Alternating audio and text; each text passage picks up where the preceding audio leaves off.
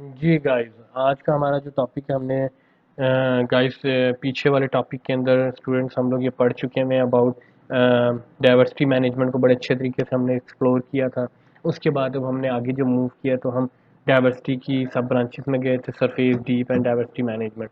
Surface हम पढ़ चुके हैं, उसके टूल्स भी हमने देख लिए, biographical characteristics. Now we are today our topic is related to deep level diversity, जिसके अंदर फर्स्ट हमारा पॉइंट आता है एबिलिटी। डीप लेवल डाइवर्सिटी, जैसे मैंने आपको बताया कि आप पर्सन उसकी इंटरनल, उसकी एक्सटर्नल खुद की कैपेबिलिटीज, उसकी खुद की कोऑर्डिनेशन, उसकी खुद की स्ट्रेंथ वो बताई जाती है। सरफेस लेवल के ऊपर ऑर्गेनाइजेशन अपनी स्ट्रेंथ को देखते हुए काम कर रही है, अपने एम्प्लॉयज़ को सेटिस्फाई कर रही है, एम्प्लॉयज़ के साथ वो इन्वायरमेंट क्रिएट कर रही है।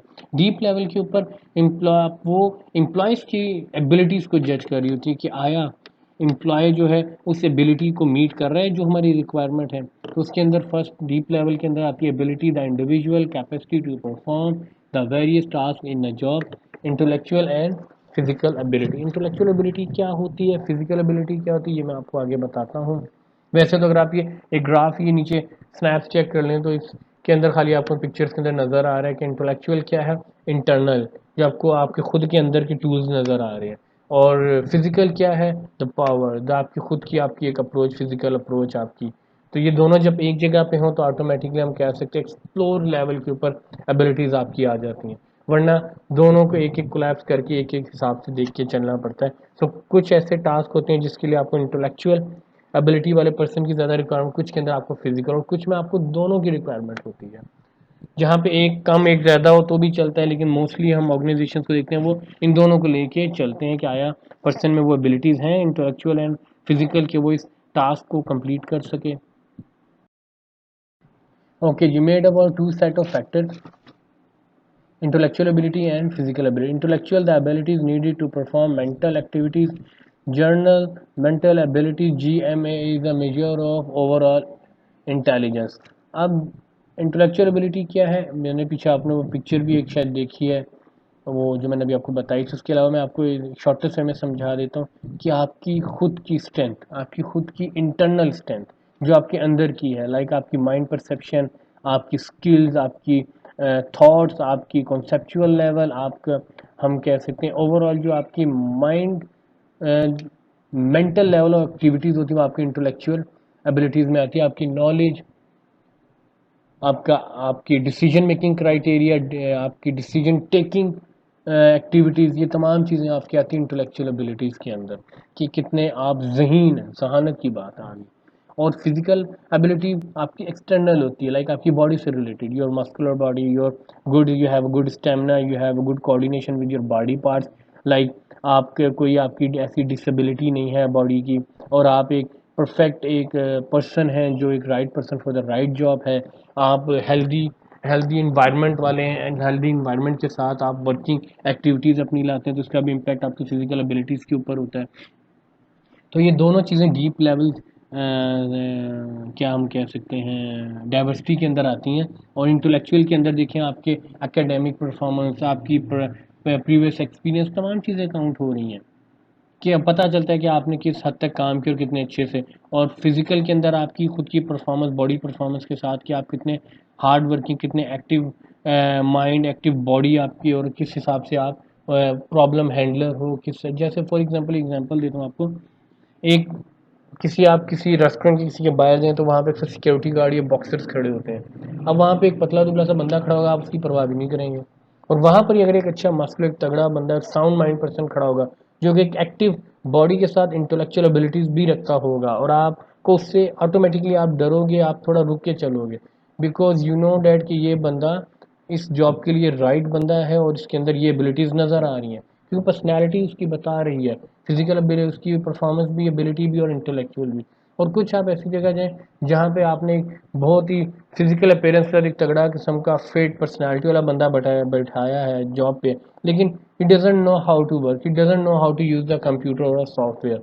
तो उसकी खुद की परफॉर्मेंस नील है, लेकिन उसकी बॉडी एक्सप्रेशन उसका आपके सामने आ रहा है, तो शायद वो भी एक अलग एक टूल बन जाता है। तो यहाँ पे वही चीज़ आ रही है कि इंटेलेक्चुअल एबिलिटीज़ आपकी डीप लेवल सरफेस में और फिजिकल दोनों का होना लाजमी होता है, तो आपकी कह लें कि एक कंप्लीट एक्यूरेट पर्सन बनते हैं आप उस राइट टास्क या जॉब के लिए।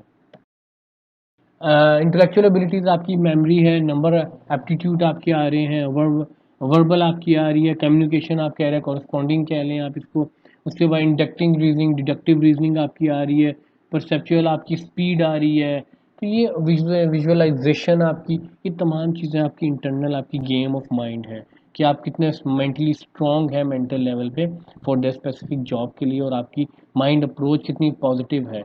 आप देखें सर ऑर्गेनाइजेशन के अंदर पर्सन की मेंटली अप्रोच को देखा जाता है कि आया ये एक प्रोडक्टिव माइंड वाला पर्सन है, पॉजिटिव थिंकर है, तो ऑटोमेटिकली उसके लिए मज़ीद आसानी, उसको ज़्यादा उसको हायर किया जाता है ज़्यादा टास्क के लिए, और उसकी हम कह सकते हैं ग्रोथ भी ज़्यादा हो जाती है इस बेस के ऊपर। तो ऑटोमेटिकली इंटेलेक्चुअल एबिलिटीज़ हैं, एबिलिटीज़ आपकी मीट कर जाए, मतलब आपकी गुड पर्सनैलिटी, आपकी पर्सनैलिटी बता रही है कि how much you are hard working person you are, and आपकी पर्सनैलिटी आपको बता रही है कि he is a very deliberate and calibre type of personality he carry. तो ऑटोमेटिकली आपकी पर्सनैलिटी, आपके फिजिकल अपीयरेंस आपको, कहते हैं ना हम लोग सोने पे सुहागा, कि एक के साथ एक एबिलिटी मिल जाए आपकी तो ऑटोमेटिकली बूस्ट ऑन हो जाता है।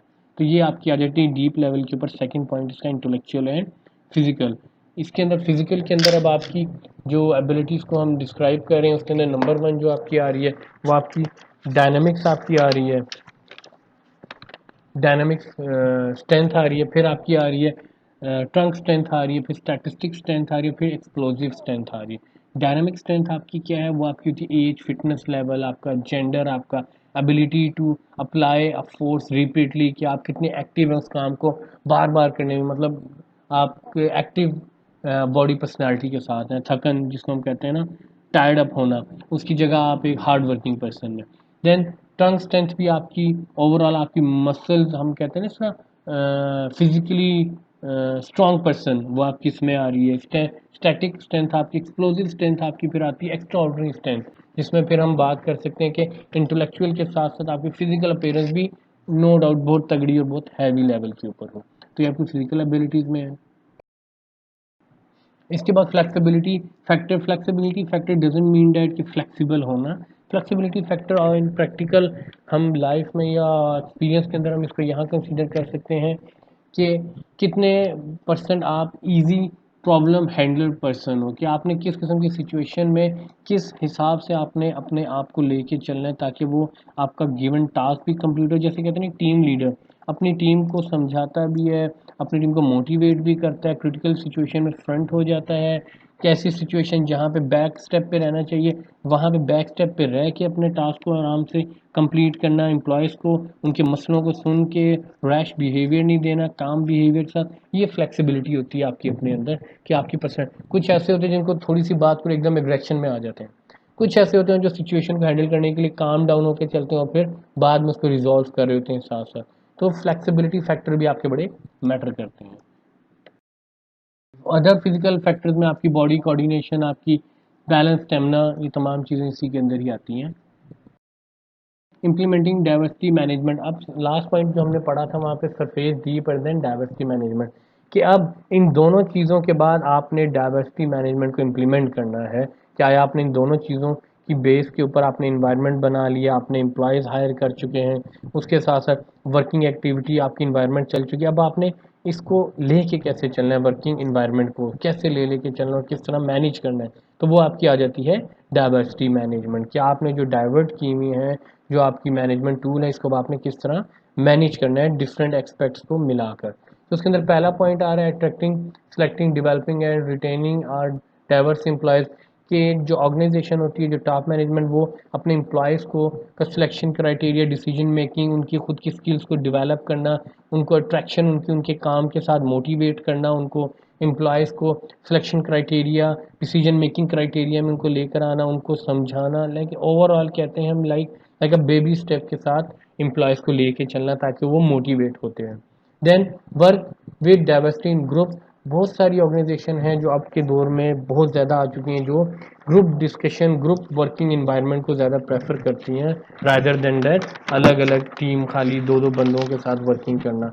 ग्रुप डाइवर्सिटी का फ़ायदा ये है कि वहाँ पे different age, different gender, different religion, different intellectual ability, different physical abilities के लोग मौजूद होते हैं। हर कोई अपना ओपिनियन लाता है और उस ओपिनियन की बेस के ऊपर एक बेहतरीन डिसीजन मेकिंग क्राइटेरिया बना सकता है।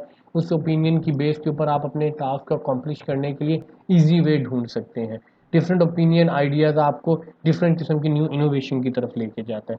तो ये भी एक डाइवर्सिटी मैनेजमेंट का टूल है कि आप इन सबको ग्रुप में ले आते हैं ताकि आप एक अच्छे तरीके से प्रोडक्टिव इन्वायरमेंट बना सके organisation. Then effective diversity programme आपका आ रहा है, इसके अंदर जो मैनेजर्स होते हैं, टॉप मैनेजर, वो अपने एम्प्लॉयज़ के लिए एक different kind of program conduct करते हैं जिसके अंदर law, legal requirements, SOP, standard, terms, condition, इन तमाम चीज़ों के बारे में ब्रीफ इन्फॉर्मेशन देते हैं ताकि वर्किंग इन्वायरमेंट को वो एथिकल बिहेवियर के साथ लेके चला जाए। कहीं पर unethical behaviour, unethical activities, unethical attitude ना आए, अनएथिकल रिस्पॉन्ड ना आए, अनएथिकल बिहेव ना हो, और ना कि वो within organisation and outside the organisation, ना किसी गवर्नमेंट या किसी लॉफुल एजेंसी या हम कह सकते हैं वायलेशन ऑफ लॉ हो। तो ये तमाम चीज़ें आफ्टर सरफेस और डीप लेवल डाइवर्सिटी मैनेजमेंट, फिर इन तमाम चीज़ों को कह सकते हैं ओरिएंटेशन दी जाती है, समझाया जाता है कि आया अब हमने किस तरह काम को लेके चलना है after selection of each and every department, person, employee, working activities, अब इसको कैसे फर्दर कैरी करना है। इसके बाद बायोग्राफिकल कैरेक्टरिस्टिक्स वही हैं जो अभी पीछे मैं आपको सारा बता चुका हूँ। Not much evidence on the global relevance, ज़ाहिर बात है बायोग्राफिकल कैरेक्टरिस्टिक्स का ग्लोबल रिलेशनशिप जो है डिस्क्राइबिंग द स्टेप, उसके ऊपर इतना ज़्यादा इसका फोकस इम्पैक्ट नहीं रहा क्योंकि ग्लोबलाइजेशन के अंदर एक सबसे बड़ा जो पॉइंट है मैं आपको भी आगे बताता हूँ। हाँ जी, अब आप यहाँ पे देखिए additional global implementation, intellectual abilities and diversity management, structure and measure of intelligence generalise across the culture. अब ग्लोबलाइजेशन लेवल को जब आप आते हैं तो वहाँ पर बायोलॉजिकल, और हम अगर बात करें डीप लेवल हो, इसमें बहुत ज़्यादा डाइवर्सिटी मैनेजमेंट में चेंज आ जाता है because the reason is the main reason is culture. Culture different होता है, डिफरेंट कल्चर की वजह से, रिलीजन डिफरेंट होने की वजह से आपको काफ़ी चीज़ें मैनेज करनी पड़ती हैं out of the boundary, out of the way जाके, वो वहाँ पे थोड़ी डिफिकल्टीज आती है। इसलिए with an organisation diversity management को बहुत ज़्यादा इंपॉर्टेंस हासिल है, लेकिन जब ग्लोबलाइजेशन लेवल पे आते हैं तो वहाँ पे कुछ प्रॉब्लम को सामना करना पड़ता है। जैसे रिलीजन इतना मैटर नहीं करेगा जितना कल्चर मैटर करेगा। Different kind of culture, different kind of SOP, different kind of living environment, तो उसको मेंटेन करने के लिए ज़रा इसके ऊपर ज़्यादा ग्लोबलाइजेशन लेवल के ऊपर मेहनत की ज़रूरत होती है। समरी आपकी आ रही है, मैनेजर इम्प्लीमेंटेशन, ये वही चीज़। Summary manager implementation diversity management के पीछे हम सारा समझ चुके हैं। सो गाइज यहाँ तक हम अपने चैप्टर को वाइंड अप करते हैं, क्लोज करते हैं। होप आपको समझ आ गया और होपफुली हम इसको अगले चैप्टर की तरफ नेक्स्ट लेक्चर में मूव करेंगे। इसके रिलेटेड कोई क्वेश्चन होंगे तो ज़रूर मुझे बताइएगा। बहुत ईजी और बहुत बेहतरीन हमारा ये चैप्टर है। इसके अंदर आप डाइवर्सिटी मैनेजमेंट को अगर आप समझ जाते हैं बायोलॉजिकल और आप एबिलिटी लेवल के ऊपर अगर आप बात करते हैं, आते हैं, तो आप बड़े आसानी से आप डीप और सरफेस पे समझते हुए एक अच्छी टीम डेवलप कर सकते हैं, ऑर्गेनाइजेशन इन्वायरमेंट बना सकते हैं, हर तरह के लोगों को अपने साथ लेके चल के ऑर्गेनाइजेशन के अंदर। थैंक यू गाइस, अल्लाह हाफिज़।